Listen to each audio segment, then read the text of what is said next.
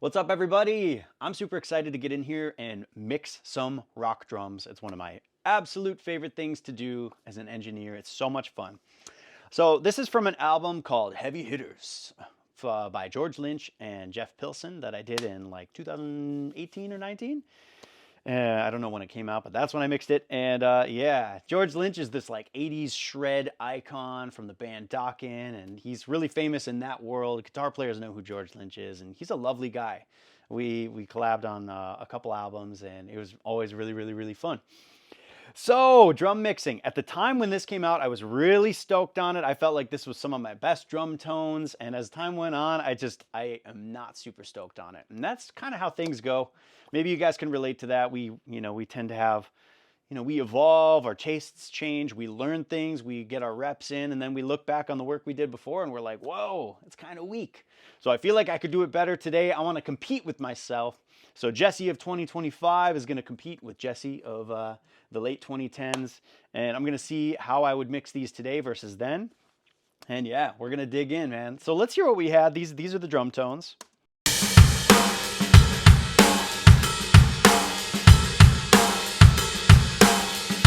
Kind of cool, right? Oh, so in the mix, this is what it sounded like.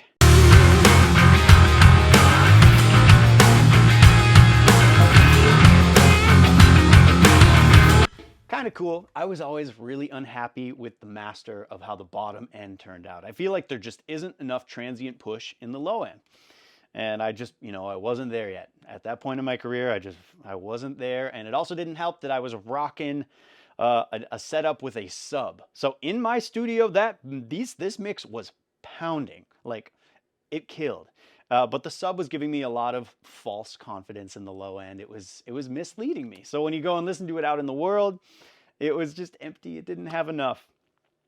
And yeah, so here we are now with a rig I've been mixing on for like almost 5 years, and I'm really freaking comfy on it. So we're gonna just take everything down to the nuts and bolts of just these dry drums, straight up, no plugins, and we're gonna just mix this stuff from the top. Here we go. Okay, you can see I bypassed all the plugins that we had. I really want a clean slate, so I'm just gonna remove all those. I'm gonna hit Option Shift and then I'll just leave the Master Bus plugins there so we can see what I did before. But really, ultimately, there's no way in hell I'm gonna use most of those because times have changed, man. All right, we've got the session loaded up. Let's hear what these drums sound like raw.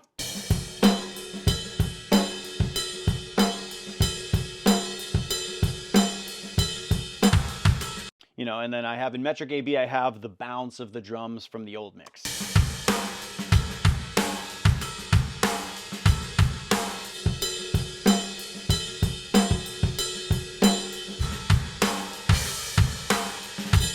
The thing about the mix I did before is that tonally, those sound like, they sound like the way I like drums to sound technically, like tonally. But attack-wise, and this is a really common denominator for me and things that you'll be hearing me talk about on this channel, is like they just aren't pushing the speaker cones. When we're talking about voltage and the physics of sound and the physics of what makes a driver move, like it's just the transient information is just, it's parked into place and it was really compressed in, and I felt like that was cool and this sounds like rock. But in a lot of ways, I feel like these raw drums just sound better. They sound vibier. It sounds like more like Zeppelin. Granted, they're muddy. There's no character. It's really clean. It sounds a lot like they just ran a bunch of shit into an Apollo. There's no movement. They're unmixed. I love to start with the overheads just to get an image of what the kit is doing and then just bring in the close mics around that. So, I'm pretty tempted to just to engage my groups. Holy shnikes. So many groups. So I'm tempted to just engage the groups and just start bringing things up one at a time.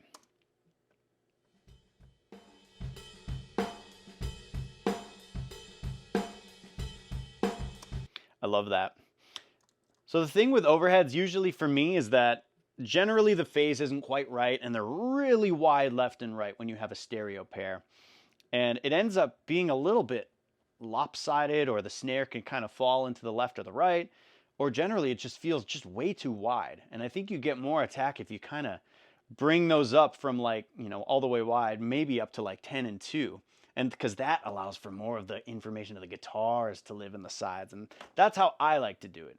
And my favorite plugin for just narrowing things, because I don't like to use 2 pan pots because I only have 1 cursor. I'd have to go in and do it one at a, no.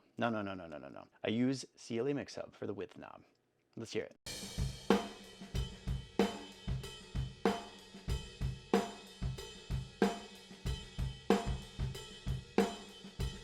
It's cool. It's amazing. It's working for me. Right away, I want to get some EQ going. Yes, you guys, it's 2025. It's January 14th, and I have an invite to install Pro Q4, and I haven't done it yet because I've been busy. We've been in Burna Boy album mode, so, but it's okay. We're gonna use 3 because it's still amazing. So I can tell I'm just hearing a little bit of muddiness. I want to do 2 things. I want to just take out a little bit of the mud, and I want to compress this thing because it's very snare attacky, and I want to just get kind of a soft, more balanced image of the kit.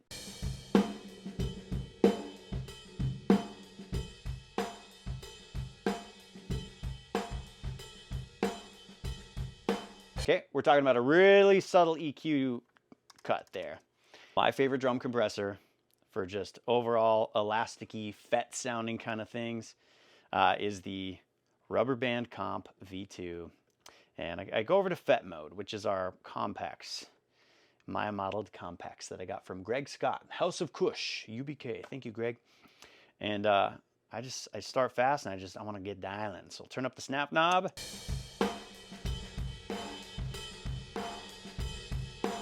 Slow down our attack.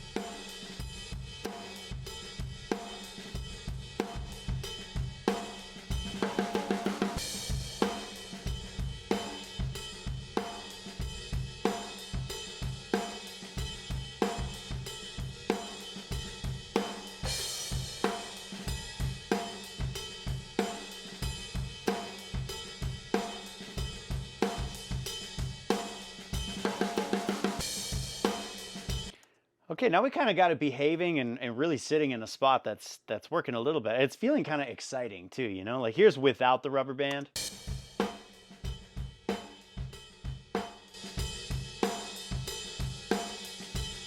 Obviously brighter and more, I'm not trying to trick anybody. It's totally changing the tone. It's making it cool.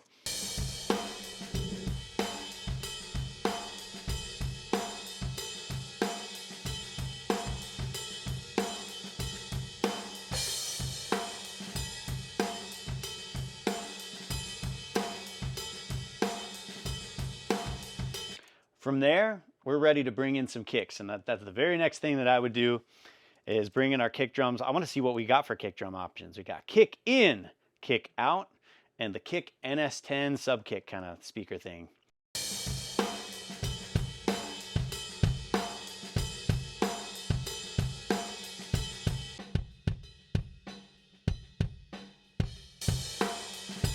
That's really nice.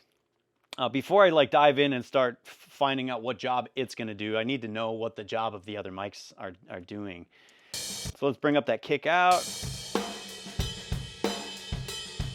Cool. All right, kick in is going to give us our mid-range and upper attack and the highs too. Kick out's going to give us the low end, and kick NS10 is going to do some more low end. It might not even be the right low end. I feel like those sub kicks oftentimes are just placed a little bit too high. I want them to be positioned lower in pitch. But maybe we can add like a submarine or a sub generator on it. Voice of God kind of a thing, subloom, whatever.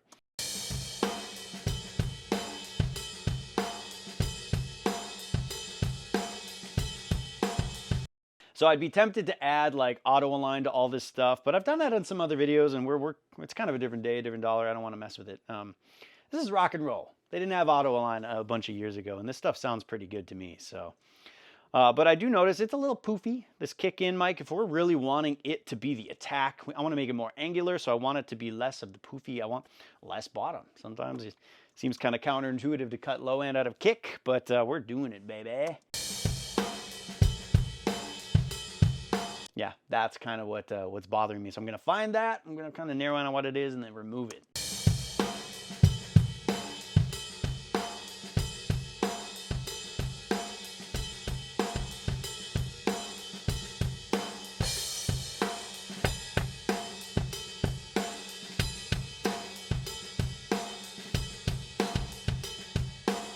You know, and EQing the top end is like, you know, you're just attenuating, you're just boosting the information that's there. I really love to use something like Spectre, where you can like choose to distort and add a really specific, like a hairiness, a texture to everything.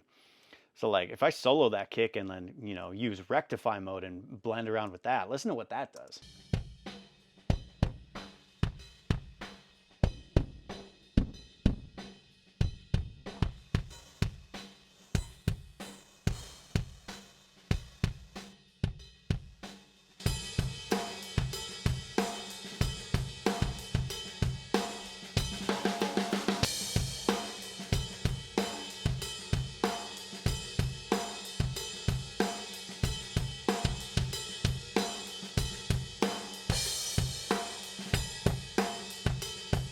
You know, typically I'll go for like a knocky kind of Eric Valentine sound. You know, think like big bell boost around 1K, very pushy.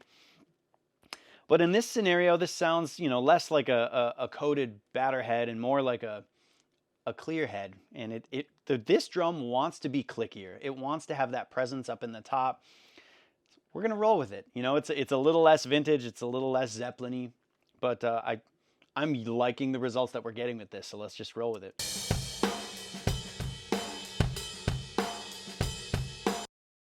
Another little trick that I do like, you know, speaking of the man EV, I use his little preset to just obliterate the top end. This is his like EV start preset where it's just warm tape a little bit, warm tape a lot, and then in the highs you do warm tape a shitload.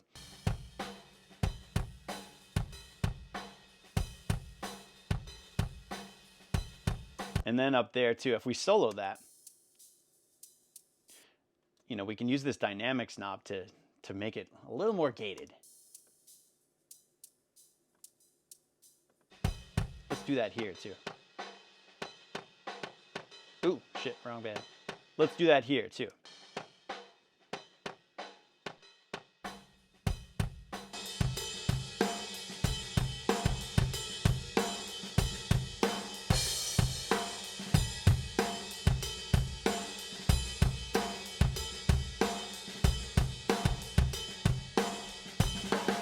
All right, yeah, I'm hearing a little bit of 60 there, so I pulled some of that out. I'm not sure which mic is going to give me the attack in the low end yet. I'm still kind of figuring that out. A lot of mixing, you guys, is just going through and just trying stuff and figuring it out along the way. You might mix a rock track for like 3 or 4 days or weeks before you get it into the place where it's actually ready. Like, this stuff takes a long time, man, so you just got to kind of figure it out. You know, my next instinct, if I were just sitting here mixing, not on camera, I would pull up split EQ and like see if I could get this kick mic to do the job of low end attack. You know, so I'd be tempted to sweep around and see what we can get here.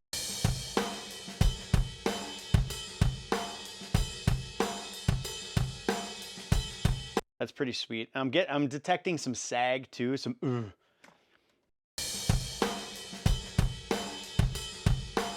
Oh, there it is. I hear it right there.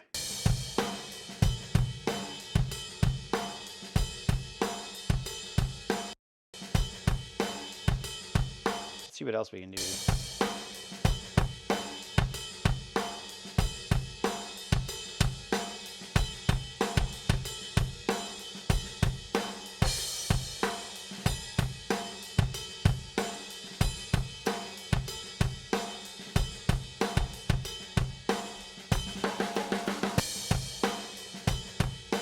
Yeah, I don't love this thing for anything other than upper mids, to be honest. It's kind of slow. You know, another thing we can try is adjusting the speed.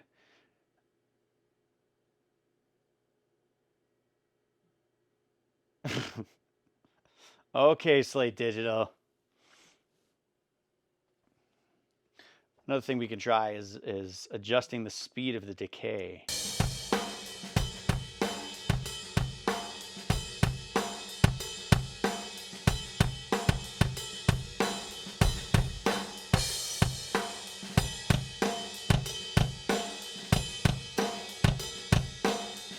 And it's kind of hard to hear what it's doing, but if we just listen to the low end.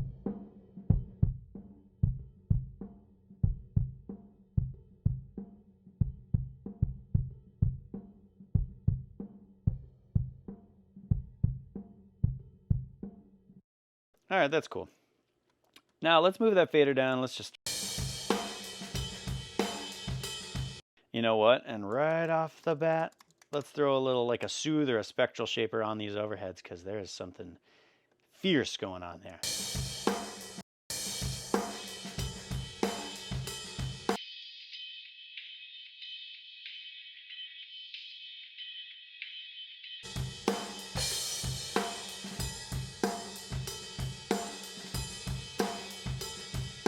And then probably just a little more. And let's add another EQ after that guy just to.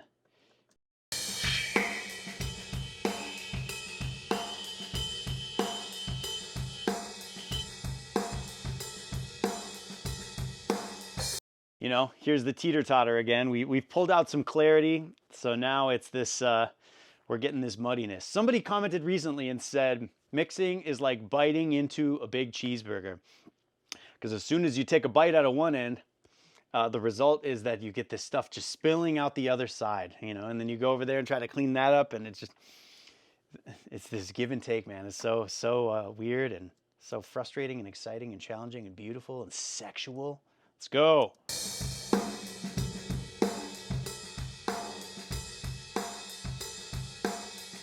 I mean, still some more resonances there.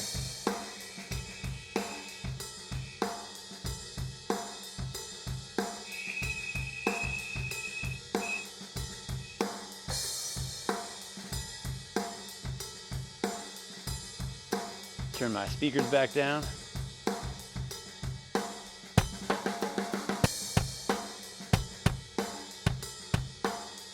Seems ridiculous, you guys. It sounds like it's a choked, stupid, thin little kick drum, but it's just gonna do the job of the upper mid-range. It's gonna be one that you blend in, because once you get guitars in there, you're gonna lose that kick, and we gotta find a way to get it to push through. That's it. All right, let's bring in this kick out mic and see what we got.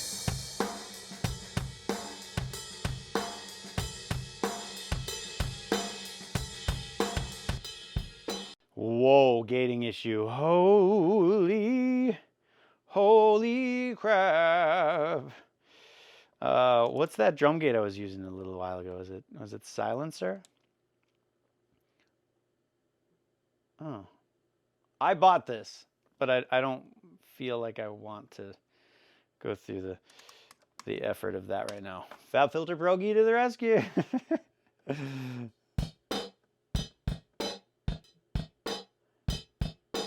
Man, that is some serious bleed. But you know what? If it's just doing the job of the low end, let's dial in a low pass filter in the mix while listening.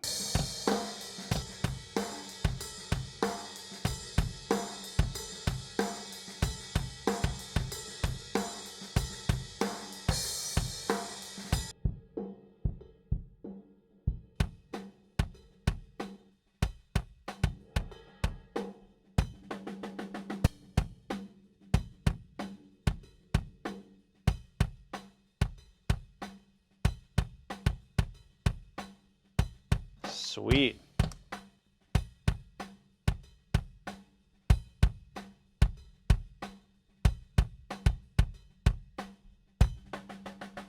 I hate when I reach for one and it's a shelf instead of a bell.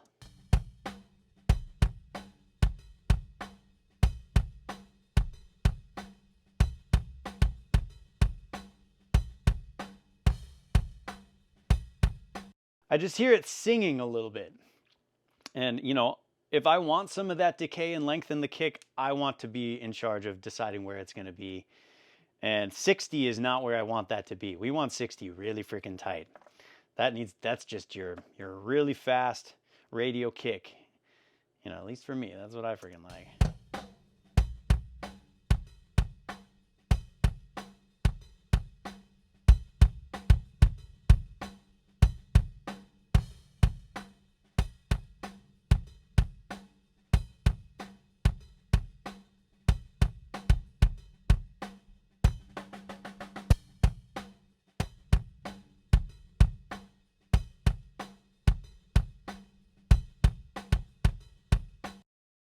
Super interesting. I'm going to throw another. I'm loving this KH transient designer lately.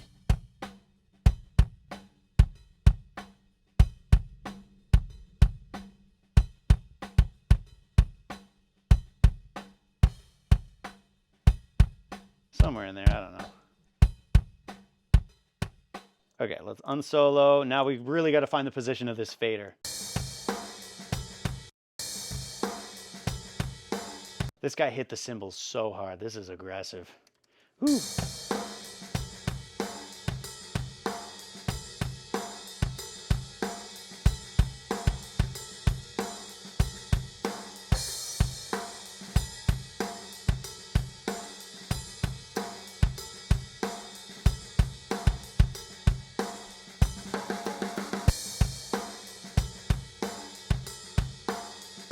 All right, I was turning up the volume extremely loud.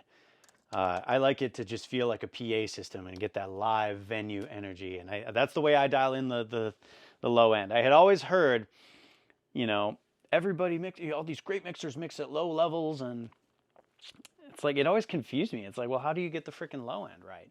And then I heard that Manny mixes at low levels the whole time, but at the beginning, he dials it in super loud to get the feeling right for the club systems, the car systems. That's how you dial in low end. And then you turn it down, and then he, you know, gets everything, gets the mid-range, gets the balance, everything really nice and quiet. And I guess I'm just a conformist trying to live my life by the rules of the professionals that came before me. All right, kick NS10. Let's see what we got there.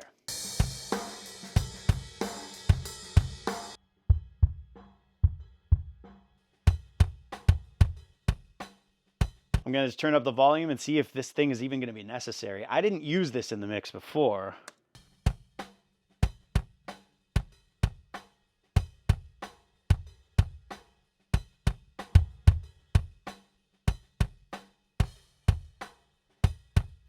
It adds a like a lengthy toot toot, the little tugboat that could. So let's find it. And that, it's adding intensity. It's cool. So, but I just want to remove that ringiness.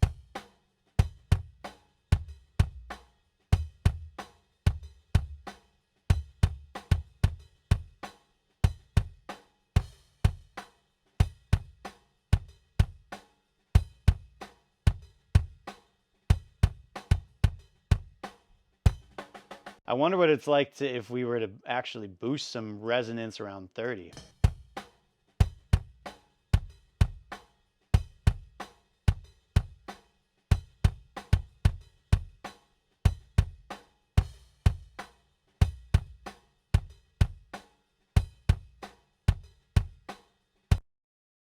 We don't need to do it there because I am going to do it my own way. With a little subloom, of course. And I think that's going to work really nicely. Mute the main track. We'll just use the sub. I like to just start around 37. That's just a place I can just hear it.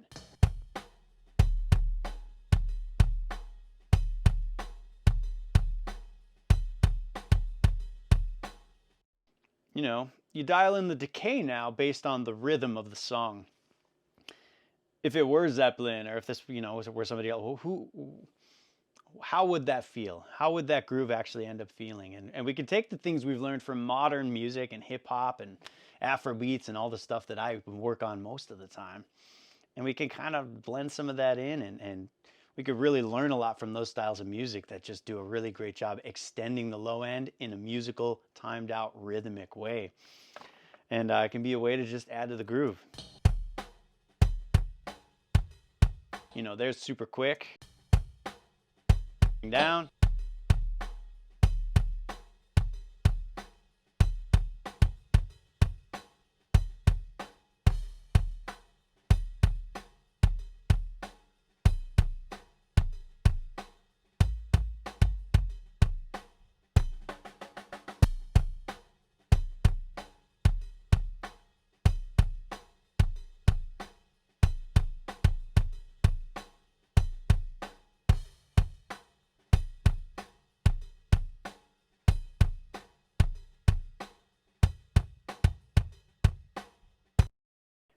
Turn it way down and let's blend it in and see what we got.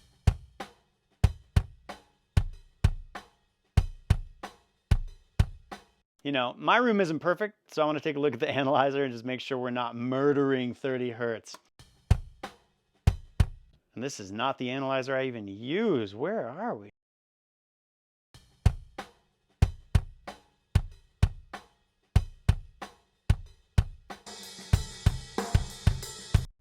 Okay, we got to revisit those overheads now too.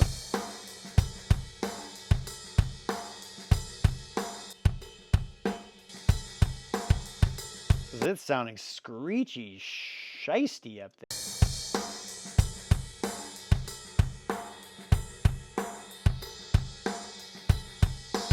All over there, man. You know, a lot of people will boost and sweep till you find the problem area, but lately I'm finding like cutting and sweeping is just like just try this. Like we're gonna cut and we're gonna sweep around until like the noise goes away, and that's kind of fun.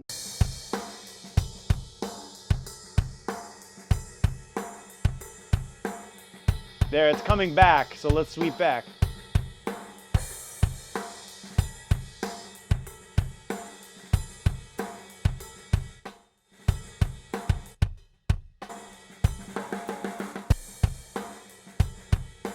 Now we pulled some detail out, so now it's like low end heavy again. Not low end, but it's mid heavy, it's cloudy. So I think we got to pull a little bit more of that out in order to get some headroom back.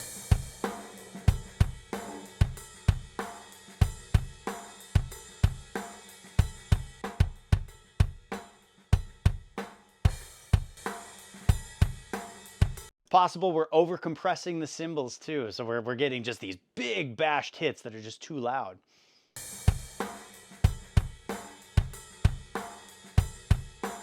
So much of the flavor of how that snare is getting hit is coming from the overhead mic, so I don't want to lose too much of it. Okay, I'm going to turn up one more time and get my balance of overheads versus the kick.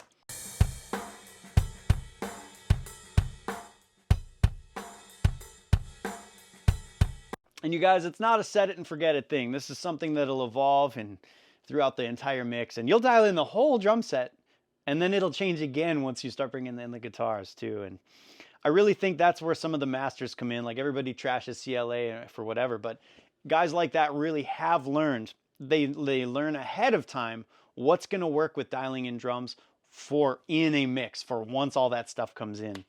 They know that when they're dialing it in by itself, they're not just going for the biggest, baddest, fattest tones on these drums soloed. They're doing, you know, what is going to work in the context in a relational sense with the other instruments going on, right? So instead of waiting till later to find out something doesn't work, they just dial it in like that. And that's pretty cool. We got a nice sounding snare top. I like it.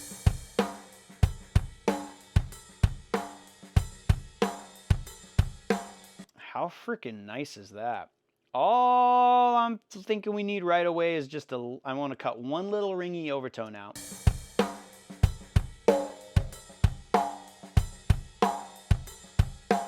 There's a couple little new metal-y kind of Saint Anger style overtones.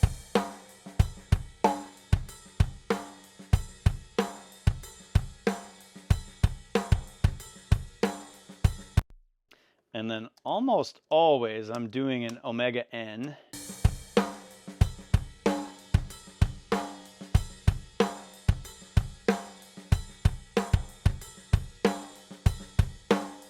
it just adds overtones and bulks everything up nicely, and clips our range a little bit too, so we're able to get a little louder and have some of those ghost notes come through even louder, and that's really nice. Next, I'm gonna, surprise, surprise, Kilohertz Transient Designer.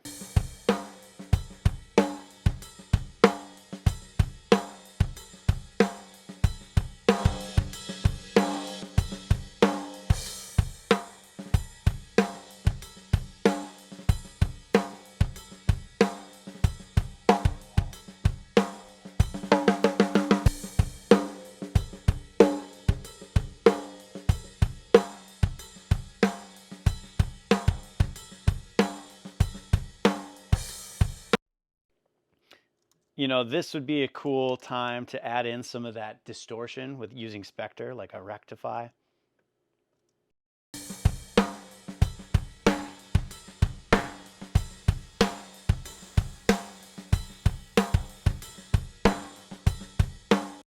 But because of the gating situation, we're not really getting much out of this drum. Lately, I'm not into gating snare tops. It's just, I'd rather use something like split EQ to just cut out a little bleed if we need to.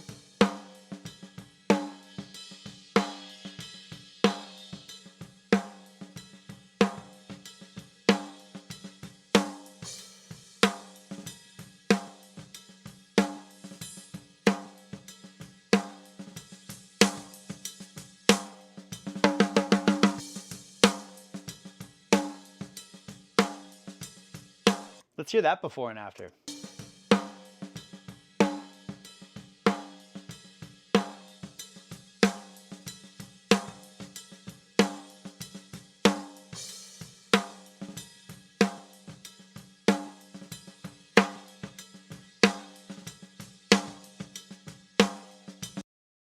And, you know, so we're using that as a multi-purpose tool. Cut out some bleed, add some attack, add some top end, add some smag, and all the above. And who knows how this is even going to work. Like, let's bring this fader down. Let's hear it in context. That's really what matters.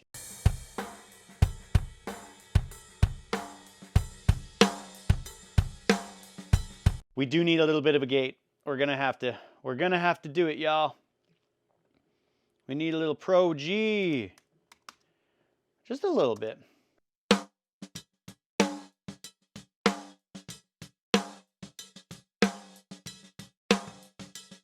Super fast attack and even some look ahead too.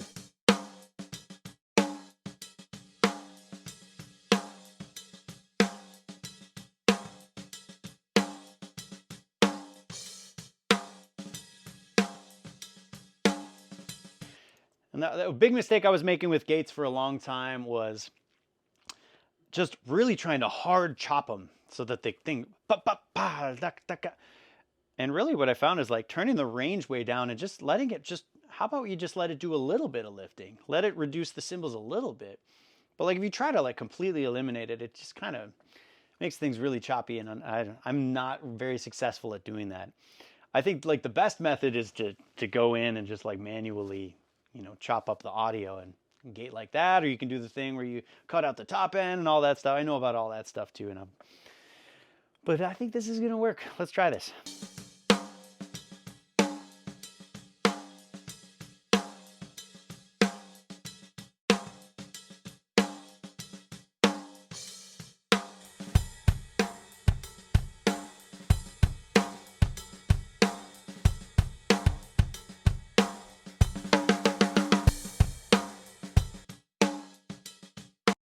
And at the end of the day, if we're just getting too much top end out of the snare, I usually just will turn down the top end, and I will rely on the snare bottom, and I'll make a couple different mults. I'll make a couple duplicate kind of mults of the snare bottom mic in order to get them to really fulfill the job of the top end crack. And if we need to bring in a sample for some top end crack too, we'll do that. I'm not against samples. Who cares?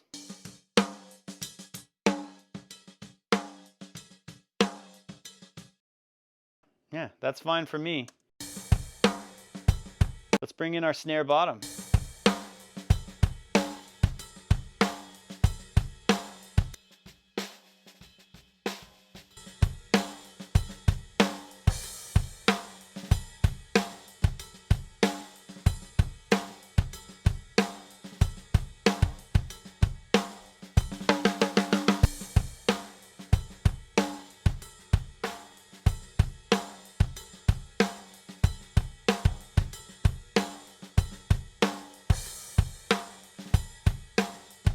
really freaking fun so far. Wow. I'm going to save the toms for later. I want to just get into dialing these rooms in now. That's generally how I would do things.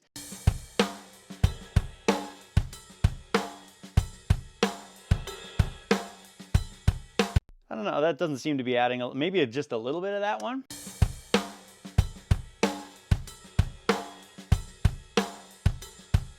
Let's bring in this room mid now.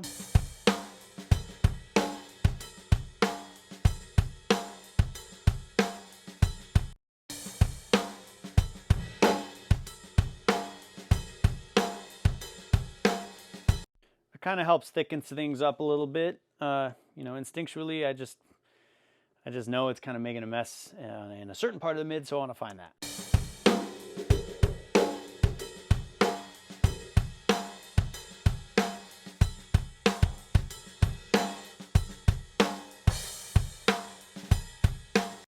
You know, it can be super fun to just blow these up. And sometimes you try it and it works, sometimes it just totally doesn't work.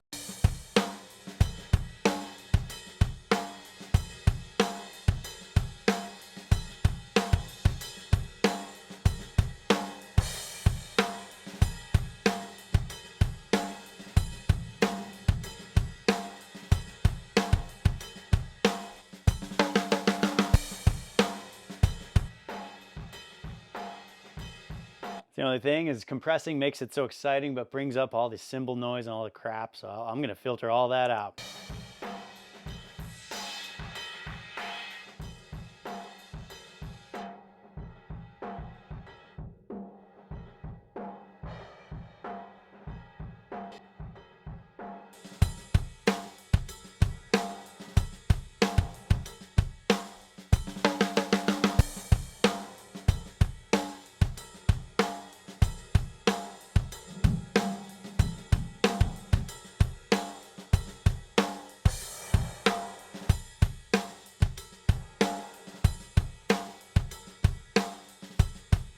Yeah, that mic is not adding a lot for me. So we're just gonna leave it there, adding a little bit of oomph, but we're gonna leave that alone.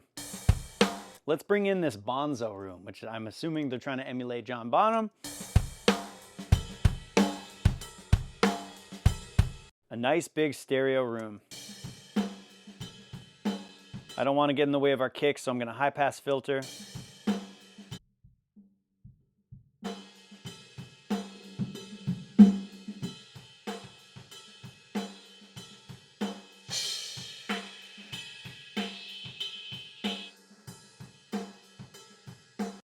Let's mess this one up.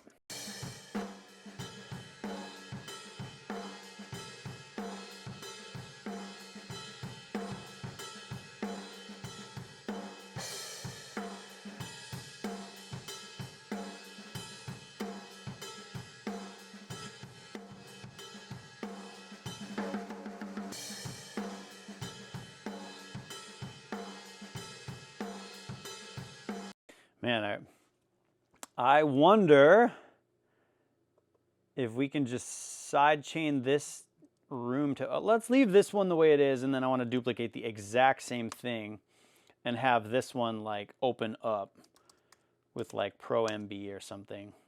We're going to sidechain it from the snare. Shout out Nolly. Nice old Nolly trick from, what, 12 years ago. And then whenever it frickin' cracks and explodes, we'll have that be a pre-fader send. And whenever it cracks and explodes, it's gonna expand. We're gonna set it to expert mode, external sidechain.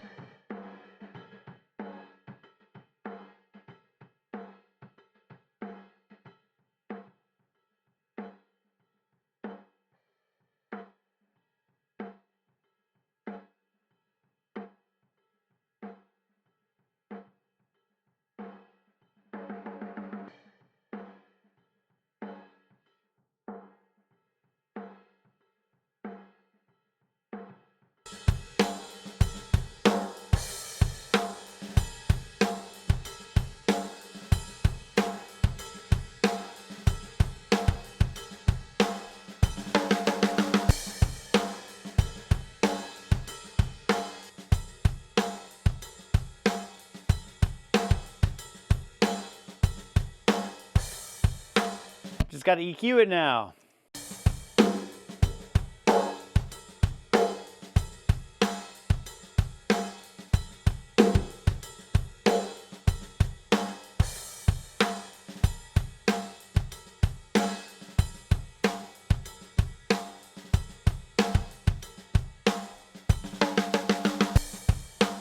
Okay, it's just adding a little bit of ambience. Any more than that, we just get too many cymbals. I think we're gonna have to rely on some verbs to get a little more extension with the snare tails, but that's okay. Let's bring the other room in that isn't gated.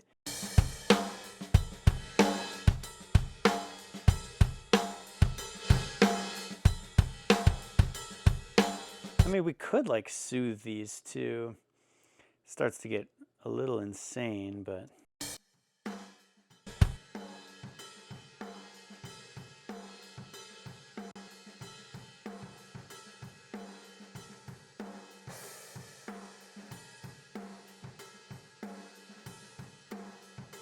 Okay.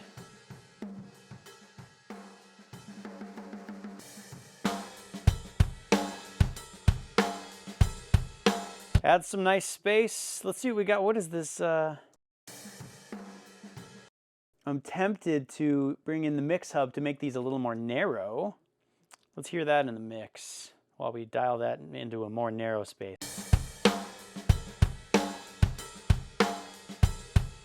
Nah, that's cool. What's this one all about? We have one more mic called Hall.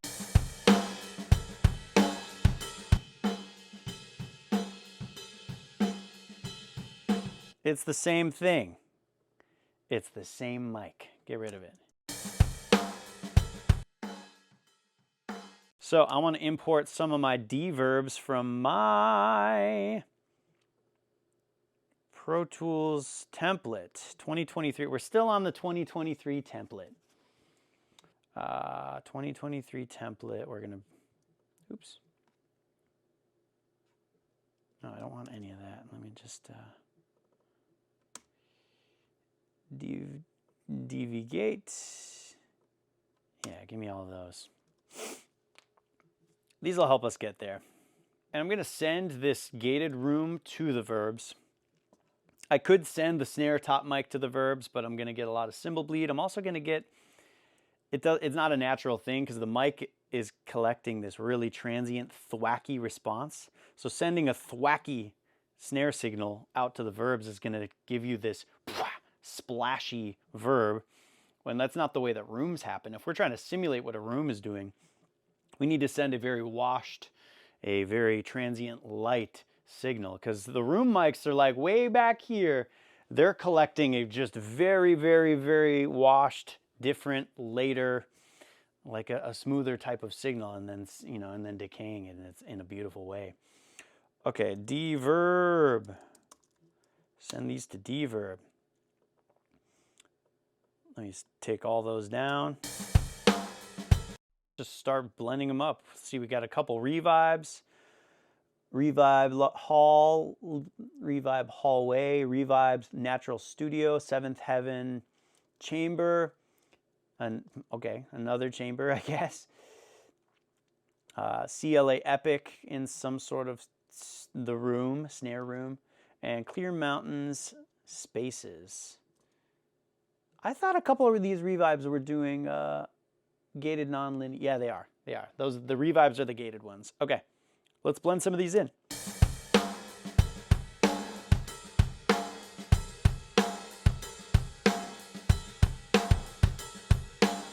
You know, if I really exaggerate this, you can hear the different flavor of these verbs. I'll just do that first.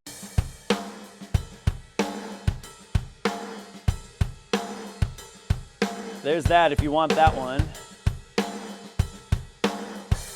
Here's the next verb.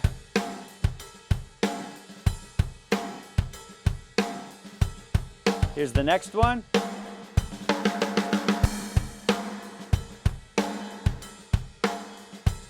Reverb is a great, reverb is great. Revibe is a great.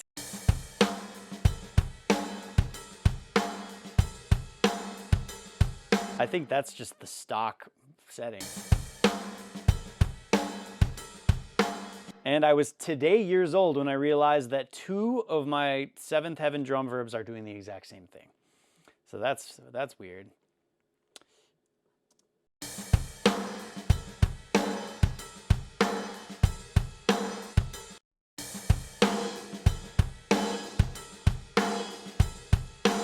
Oh, the Mix This reverb from Clear Mountain's house that is gone. I'm so sorry about that, man.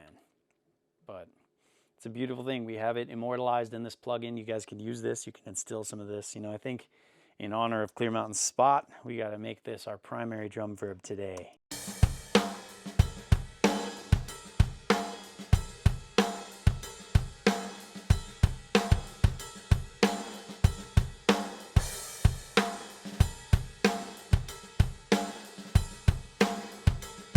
People think of these gated non-linear verbs as like cheesy, like Phil Collins, 80s. But like really, dialing that stuff in rock mixes, I think is the trick. It's the absolute trick because it gets in, gets out of the way. And you time it to where it gets in and gets out of the way by the next snare hit. And nobody knows that they're hearing a cheesy gated verb. They know that they're hearing a great extension and it gets out of the way. I mean, think about it. If we were to blend this frickin' thing in, this really long verb.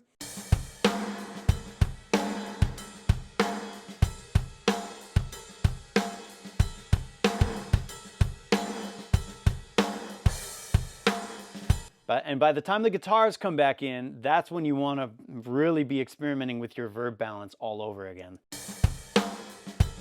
All right, really quick, let's compare with what we mixed in 2019.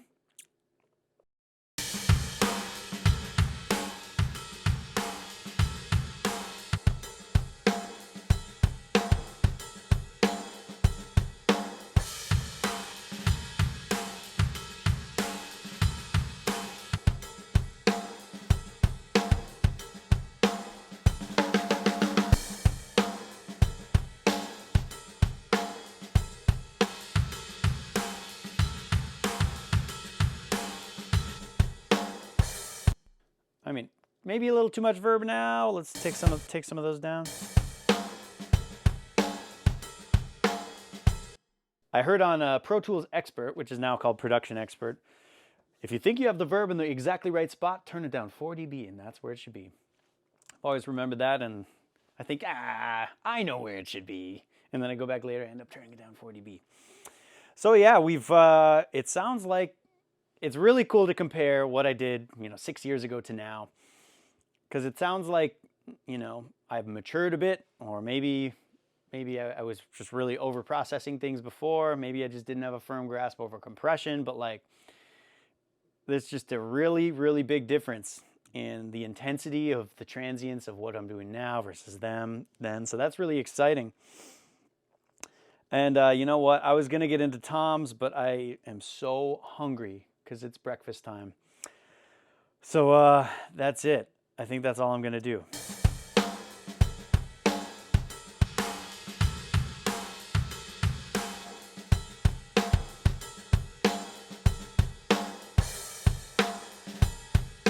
Yeah, that was incredibly fun. Some fun drum mixing. Hope you guys all had a nice time hanging out for this, and we'll see you soon. Okay, bye.